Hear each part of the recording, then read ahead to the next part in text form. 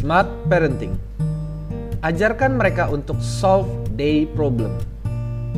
Berikut ini kami mau sharing pengalaman dalam mendidik anak-anak kami. Di musim pandemi COVID-19 ini, merubah segala tatanan secara radikal. Pekerjaan kantor berubah, sistem bisnis berubah, cara beribadah berubah, cara bersosialisasi juga berubah, dan masih banyak hal lain yang mengalami perubahan besar. Sistem pembelajaran pun berubah secara total di sekolah menjadi online.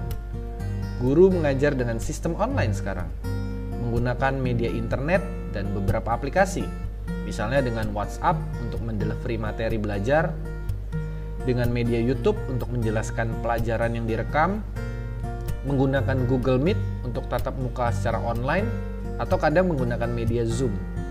Google Classroom juga digunakan, juga aplikasi Edmodo untuk memberikan materi sekaligus tugas. Pokoknya banyak sekali caranya. Dalam hal ini, guru-guru juga dituntut agar kreatif dan memberikan materi dan penjelasan. Namun sayangnya, belum tentu semuanya siap dan mampu memberikan layanan yang diinginkan orang tua. Alhasil, orang tua lah yang jadi pusing 7 keliling. Ini adalah fakta di lapangan. Saya tahu karena orang tua sering curhat di WhatsApp grup orang tua. Kami adalah jenis orang tua yang aktif, karena kami bekerja.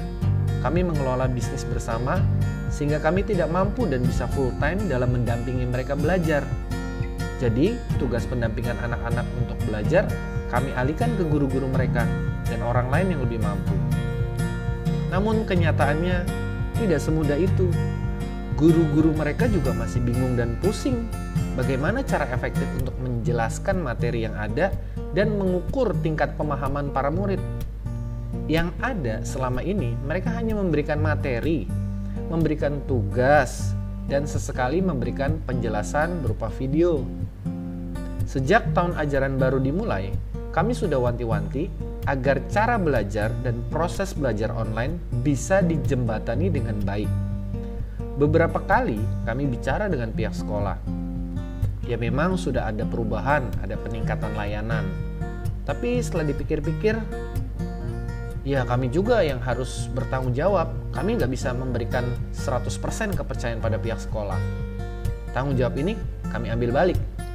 Fine, selama 2 minggu proses belajar, kami dampingi anak-anak, mereka melihat kami, mereka menyaksikan kami, mereka mulai belajar gimana cara bertanya kepada gurunya melalui WhatsApp group, mereka juga mulai mengerjakan tugasnya, kami arahkan, kami ajari, kami berikan contoh, dan mereka akhirnya bisa melihat tugasnya di WhatsApp atau di aplikasi Google Classroom.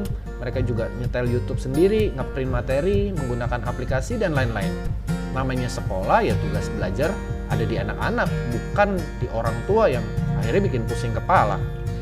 Kondisi COVID ini aja udah bikin pusing, bisnis jadi sepi. Ditambah ngurusin belajar anak-anak, situasi yang rumit bagi sebagian banyak orang tua. Banyak anak-anak yang mengeluh dengan sistem belajar online saat ini.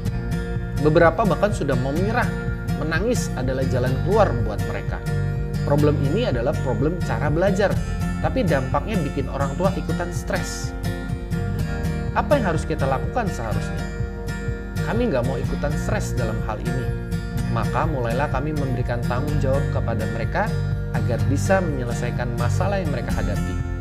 Bukan berarti kami tidak peduli, kami tetap mendampingi mereka. Tidak jarang mereka kami tinggal di rumah karena ada aktivitas lain setelah jam kantor. Kadang kami lupa menyediakan makanan untuk mereka. Namanya juga terburu-buru, mereka berusaha mengatasi masalah yang ada dengan cara membuat Indomie kalau mau makan, atau pesan makanan melalui GoFood, atau mereka masak sekedarnya. Beberapa kali kami keluar negeri sebelum pandemik ini ada, ternyata mereka juga fine-fine saja karena sudah terbiasa mengatasi masalah. Kami memberikan contoh, memberikan kepercayaan, dan memberikan mereka pendampingan agar supaya mereka mandiri. Kalau masalah basic saja mereka tidak mampu mengatasi, bagaimana mungkin mereka bisa sukses kelak? Jadi, sederhananya kami hanya memberikan mereka kesempatan untuk belajar mengambil keputusan. melakukan dengan pertimbangan mereka sendiri, dan menghargai keputusan yang mereka lakukan. Syukurlah mereka sekarang lebih mandiri. Kata orang tua lainnya, memang mereka lebih mandiri dan dewasa cara berpikir dan sikapnya. Tapi itu proses yang cukup lama. Bagian kami melakukan hal ini karena kami yakin bahwa bekal itu penting buat mereka kelak di kemudian hari. Semoga mereka merasakan hal yang sama. Dan harapan kami sharing ini berkenan untuk para sahabat semua. Semoga bermanfaat. Salam sukses. Saya Yan Cecan, CEO Nacha Solution. Sampai jumpa dan terima kasih.